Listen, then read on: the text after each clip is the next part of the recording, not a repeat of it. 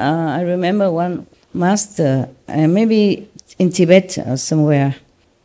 One time, one of the daughter of the patron brought food to him, and he wanted to have a physical intercourse with her, and then she was crying and running back home and tell her mother. Her mother brought the daughter back and said, "I'm sorry, my daughter was so ignorant. Please, she's yours, okay? Don't worry.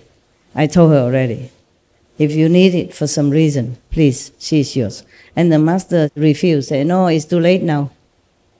I don't need her anymore, because I just saw one of my friend was going to be reborn into some of the bad stage of existence, a bad animal's form. So I just wanted to help him to be born as human, and then I can continue to help him." But she ran away, and it's too late. He's gone already. He's gone into an animal incarnation already, so no need now, but thank you. Not every master do this, huh? Not all masters do this. Very rarely, very rarely. Very rarely the master gave it all. Maybe the master did not know. Also, maybe the master know but did not want. Many masters don't even want to teach students, or teach very few students, selected few, after observing for a long, long time, that they come and work for him and do some labor to earn merit, and then the master observe to see which one are more potential for the real thing, for the real initiation. So you can see the example of the master of Hui Neng, huh? Even though Hong Ren, the fifth master of Zen after Bodhidharma, as many people came to him, the rich, the famous, the powerful, the normal, the common, and the monks, they came to be monk with him also. But he did not really teach them a lot. Maybe just to recite Buddha's name, bow to the statues, recite in morning and evening liturgy, the service, morning, evening service, for the ghosts and for all beings, to pray for all people. So when he have a test, exam, to see who is worthy to be his successor, the best of his so-called monk disciple wrote some, verses. It's like I could even write it myself. Very common, very classic, very safe, safe for stanzas. Until Hui Neng came, and then he wrote something else. He did not know how to write, how to read Chinese, because he came from Vietnam at that time. But he asked someone else to help him to write.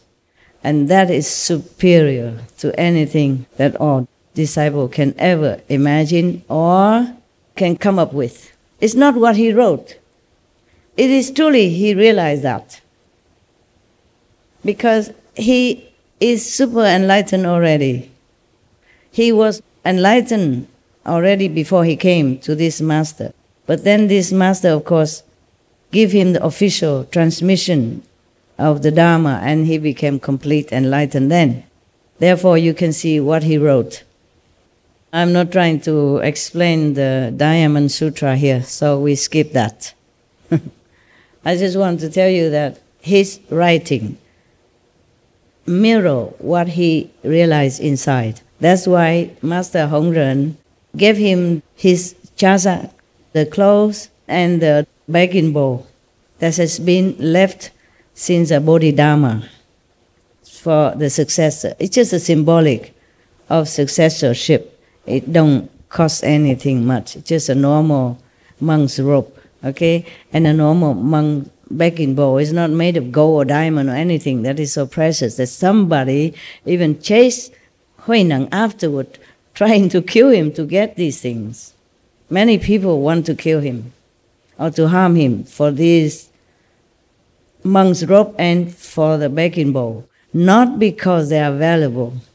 It's just they are a symbol of mastership, of the succeeded mastership. And they hated it when a Vietnamese just came not long ago and then left with the most treasure of China at that time. Even not many masters want to give disciple initiation. Milarepa, he has to work for a long time, and suffer a lot of beating, scolding, and then even he sneak into another area to find the chief initiated disciple, just like Guan messenger nowadays, to get the initiation. It doesn't work. He has no experience, nothing, no light, no sound, because the original master Mahaba did not allow it. It's not the chief disciple that gave initiation, it is the master who gave. Even the master is not there. Just like sometimes you get initiation here, I'm not there, but you still have experience. Meaning, in the old time, not many masters willing to take in a lot of disciples. Maybe followers, okay, you can come and go, clean the temple, to earn merit, repair the Buddha's altar, cooking for the assembly, all that kind of thing. But not the disciple. Because to give initiation means you have to shoulder that person's karma for life after lives after lives after lives, aeon after aeons, kalpas after kalpas. One person karma alone can cover up the whole sky. Buddha said that. Not to talk about his families, his friends, his loved ones, wives, and 5, 6, 7, 8, 9 generation, backward, forward. So not every master willing to suffer, or not many masters having enough power to cover all that. Therefore, not to talk about any other thing that is extraordinary, like offering his physical body or his spiritual energy through physical contact. I will tell you why later. The extra, okay? Remind me. If any master sacrifice at all, then through the body suffering, like, for example, Jesus, bless his soul, or Prophet Muhammad, peace be upon him, or Buddha even, he has to suffer. But not much is written, because Buddha is man. Men, they don't talk a lot about their suffering.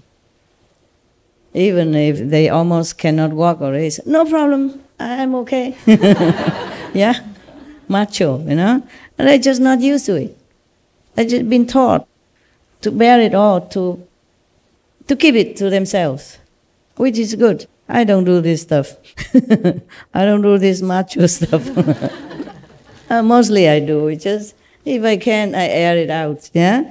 So some of you know, so that you don't illusionize about being a master, how glory and how beautiful and how easy. Only come out on Sunday wearing beautiful glass and talk beautiful things and have a lot of bodyguards around. Sunday. Yeah, it's like that. So if the master suffer, mostly just physical pain. Very rarely a master suffer, like the story I just told you about the Lama who wanted to have physical intercourse with that daughter of the good family. The thing is, if you suffer physically, for example, like Jesus, everybody will worship you, cry for you, pray for you, and they still worship you for eons to come. Because it's a real sacrifice, obvious, and gruesome. Even then, it's very terrible already to be nailed on the cross and suffer humiliation and pain and suffering even before the cross. So many masters has been tortured, poisoned, maimed, killed, flayed alive, burned alive, etc. This we all are familiar with. But to suffer through physical intercourse is another thing. is really ultimate. So you hardly hear any master do that, except the one I told you, that mentioned very little anyway. Many monks wouldn't like to hear that, wouldn't accept that.